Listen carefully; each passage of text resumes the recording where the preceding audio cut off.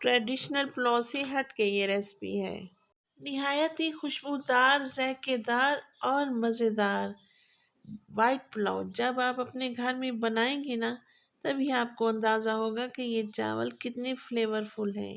रहमानिर्रहीम, अस्सलामुअलैकुम। मैं हूँ राबिया और आपको वेलकम करती हूँ अपने यूट्यूब चैनल मनपसंद पकवान में।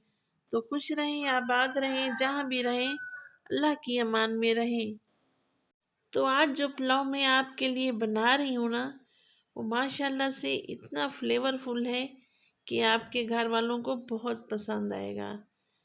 इसमें ना ही किसी अचार, ना ही सलाद और ना ही रायते की ज़रूरत पड़ेगी। ये बच्चों और बड़ों को बहुत पसंद आएगा। इंशाअल्लाह ताला रेसिपी आपको बहुत पसंद आएगी। तो चलते हैं हम अपने किचन में, अब बनाते हैं ये मज़ेदार सी रेसिपी। तकरीबन 1 किलो के करीब मैंने एक बाउल में गोश्त ले लिया है और अच्छी तरह वॉश करके मैंने इसको रखा है। ये ब्रायलर मुर्गी नहीं है, ये देसी मुर्गी है, इसलिए मैं इसको प्रेशर कुकर में पहले अच्छी तरह से बॉयल कर लूँगी। तो आधा किलो मैं इसमें पानी डालूँगी। एक मीडियम साइज़ का प्याज छील के मैं इसमें शामिल कर दूँगी और 1 अदद लहसुन इसमें शामिल कर दूँगी। नमक डालेंगे हम अपने टेस्ट के मुताबिक और 1 टीस्पून में डालूँगी सौंफ। अब इसमें शामिल करूँगी कुछ खड़े मसाले। दालचीनी मैंने ली है 3 से 4 टुकड़े, 2 से 3 बादियान के फूल और 4 से 5 मैंने ली है काली मिर्च और लौंग। अब मैं कवर लगा दूँगी। कढ़ाई में 1 कप ऑयल लूँगी और इसमें देखिए मैं खड़े मसाले शामिल कर रही हूँ। इसमें 1 टीस्पून है ज़ीरा मोटा कुटा हुआ, 2 से 3 लौंग और 2 से 3 काली मिर्चें, 2 से 3 तेज़पात के पत्ते और 2 से 3 बादियान के फूल। अब मैंने 2 मीडियम साइज़ के प्याज रफली काट के इसमें शामिल कर दिए हैं। याद रहे कि प्याज़ों को हमने ज़्यादा तेज़ ब्राउन नहीं करना, इनको लाइट ब्राउन ही करना है क्योंकि हम वाइट पुलाव बना रहे हैं। तो लें जी, प्याज हमारे लाइट ब्राउन हो चुके हैं। 5 से 6 अदद मैंने हरी मिर्चें जो ज़्यादा तीखी नहीं थी, मैंने इनका पेस्ट बना के इनको इसमें शामिल कर दिया है। इनका फ्लेवर बहुत ही अच्छा आएगा। तो दूसरी तरफ से जो यखनी मैंने बॉयल होने के लिए रखी थी वो बॉयल हो चुकी है और गोश्त भी माशाल्लाह से गल चुका है। तो मैं एक स्ट्रेनर की मदद से तमाम गोश्त को छान लूँगी और यखनी को रखेंगे हम एक साइड पे, इसको हम बाद में इस्तेमाल करेंगे।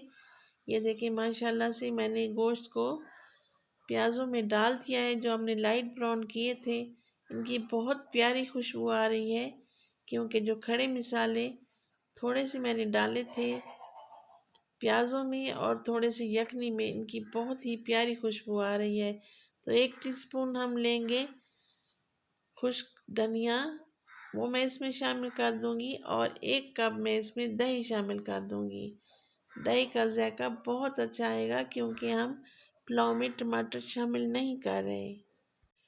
तो इस स्टेज पर अगर आपको मेरी वीडियो ज़रा सी भी अच्छी लगे ना, तो लाइक करें, सब्सक्राइब करें और अपने फैमिली फ्रेंड में भी शेयर करें। आपका बहुत शुक्रिया।